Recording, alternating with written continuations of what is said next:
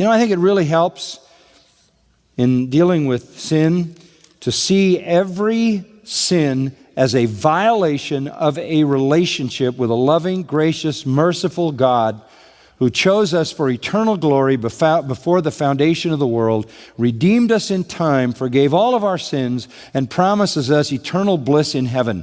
How can I violate that relationship?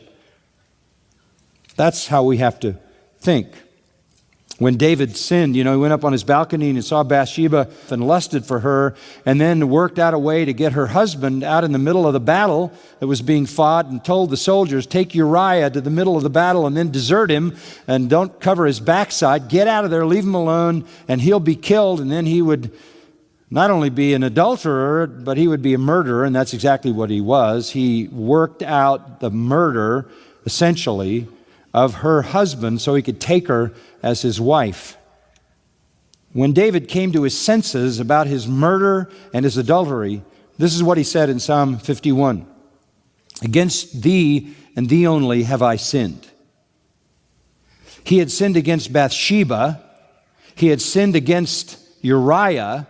He had sinned against his own wife. He had sinned against the people he was leading as king of the nation.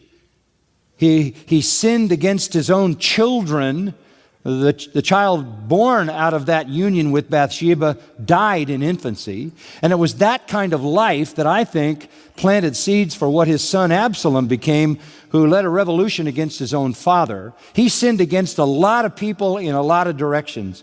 But when he came before the Lord on his face, he said, against you and you only have I sinned.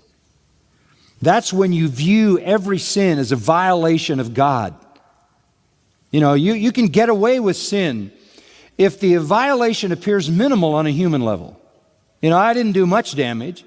Now, I stole a little bit, but it wasn't a lot. The company's not going to know. I falsified my expense report, but who's going to know that? That's a minor deal.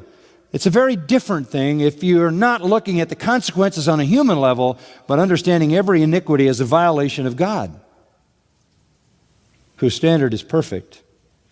In 1 Thessalonians, let's look at chapter 3.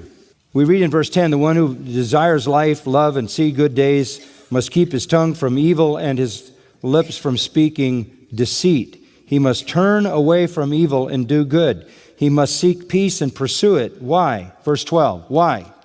For the eyes of the Lord are toward the righteous, and his ears attend to their prayer. But the face of the Lord is against those who do evil. You make your choice. You want God working against you or for you? Not a tough choice, frankly.